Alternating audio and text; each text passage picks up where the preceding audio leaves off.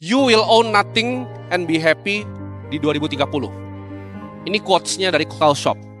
Artinya kalian nggak akan punya apapun dan kalian akan happy. Buktinya apa? Semuanya itu palsu. Semuanya cuma ilusi.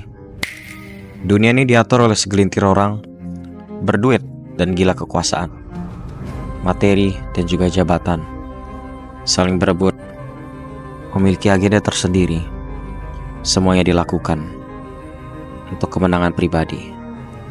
This is the New World Order by Ray Dalio.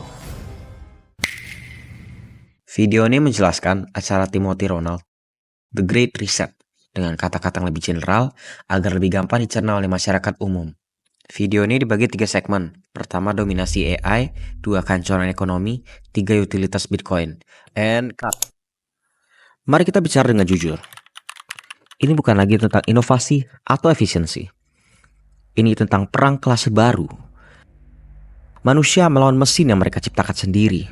Di satu sisi, raksasa seperti Nvidia, Apple, dan OpenAI membangun altar kecerdasan buatan dengan dana 220 miliar US dollar. Di sisi lain, 300 juta pekerjaan menguap dalam 5 tahun. Dan kita ingin menonton.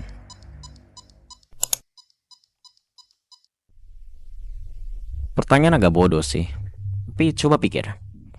Mengapa korporasi mau habiskan 1,4 miliar US dollar per hari, bukan per bulan, bukan per tahun, per hari, untuk AI? Jawaban jujurnya, manusia itu terlalu mahal. Kita tidak cuma menghitung uang, tapi juga waktu. Lihat matematika kejam ini. Biaya pemrograman manusia itu 150.000 US dollar per tahun.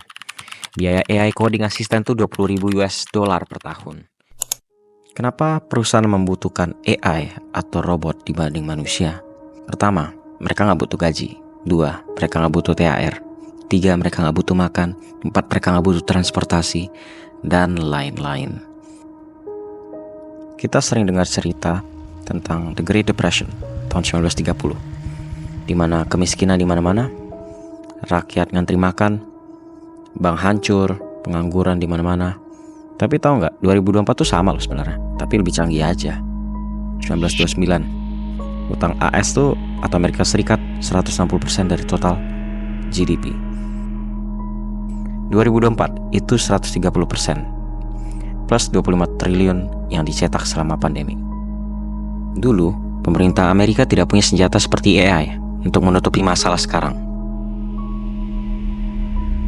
Mereka pakai AI untuk menciptakan ilusi bahwa ekonomi itu stabil. Padahal, mari kita bahas dengan cara yang simple dan gampang. 2020, Bank Sentral Amerika mencetak uang kertas sebanyak 4 kali jarak Jakarta ke bulan. Alasannya untuk menyelamatkan ekonomi. Hasilnya, harga kebutuhan melambung. Pemerintah bilang inflasi cuma 3%, tapi harga rumah naik 19%, telur naik 38%. Itu semua ada datanya. Apa dampaknya ke kita kira-kira? Gaji naik 5%, tapi harga naik 12%. Ya pasti semuanya, ya rakyat biasa lah, pasti makin miskin. Perusahaan kelabakan. Daripada gaji karyawan, mending beli software AI. PHK massal, daya beli turun, perusahaan bangkrut, bubble ekonomi pasti akan pecah. Siklus setan ini seperti lagu yang diputar berulang-ulang. Bedanya sekarang AI-nya yang jadi DJ. Kita sering bangga dengan Indonesia jadi pemasok nikel terbesar di dunia untuk baterai EV dan AI.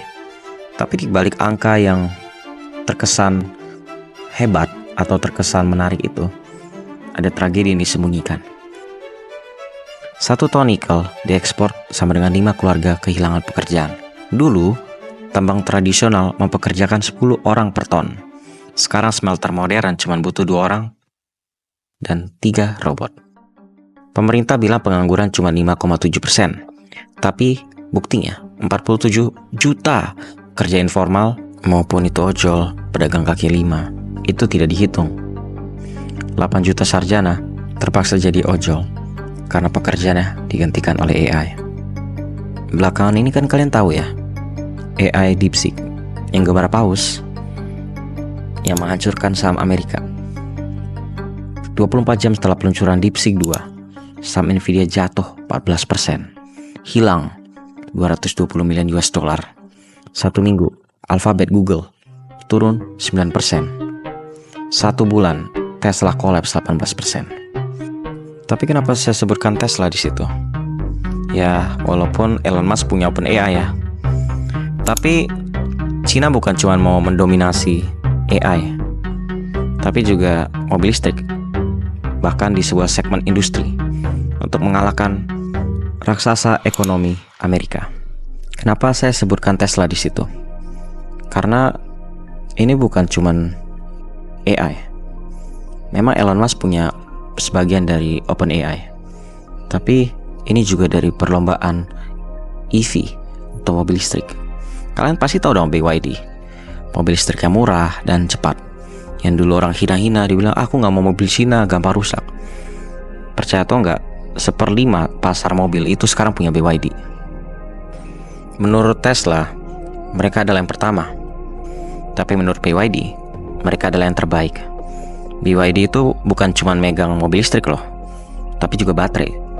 Pabriknya isinya itu robot loh, bukan manusia lagi. Mereka bisa produksi 1 mobil per 90 detik. Itu bikin supplier Amerika itu PHK 12.000 pekerja. Dan mereka punya platform di mana mereka jual TikTok Live, itu dapat 300.000 unit terjual dalam 24 jam. Kita sudah kalah saing. Kalau Amerika kalah saing, Indonesia kalah saing. Negara yang dulu dihina, barangnya gampang hancur, barangnya KW, sekarang dia mengejar untuk semua industri, untuk menjadi yang terbaik, untuk menghancurkan Amerika, untuk memulai sistem yang baru. Di World Economic Forum, ada sebuah rencana untuk membuat dunia yang lebih bersih, lebih hijau, lebih aman, terhindar dari polusi, untuk melawan global warming. Apakah itu cuma agenda? Itu video untuk lain kali. Tapi Cina tidak memenangkan cuma satu industri. Bukan cuma AI, bukan cuma mobil listrik. Mereka juga memenangkan farmasi, logistik, dan energi. Skala kehancurannya, NYCE AI Meltdown itu 7 triliun US dollar hilang dalam 6 bulan. Great Resignation itu 800.000 pekerja pindah CV-nya dari Amerika ke perusahaan Cina. Tapi apa yang terjadi kalau Amerika benar-benar hancur? Negara seperti kita atau negara lain yang memegang dolar sebagai investasi akan ikut hancur. Seperti domino, yang besar duluan jatuh, yang kecil juga akan jatuh. Sudah banyak faktor menunjukkan bahwa Amerika akan gagal dan jatuh. Salah satu di antaranya adalah utang versus produktivitas. Utang Amerika 34 triliun US dollar, 130% GDP, melawan pertumbuhan yang hanya 2%. Polarisasi politik, kehilangan monopoli teknologi, militer terlalu mahal, mata uangnya rapuh, kesenjangan ekstrim. Timothy Ronald memberikan indikator tentang hancurnya Amerika. Salah satunya karena gila percetakan uang yang terjadi, dengan menunjukkan presentasi M2 money supply. Dan jika benar Amerika akan hancur, nilai mata uang yang bertopang pada dolar, sebanyak 66 negara akan menerima domino effect dari kehancuran ini.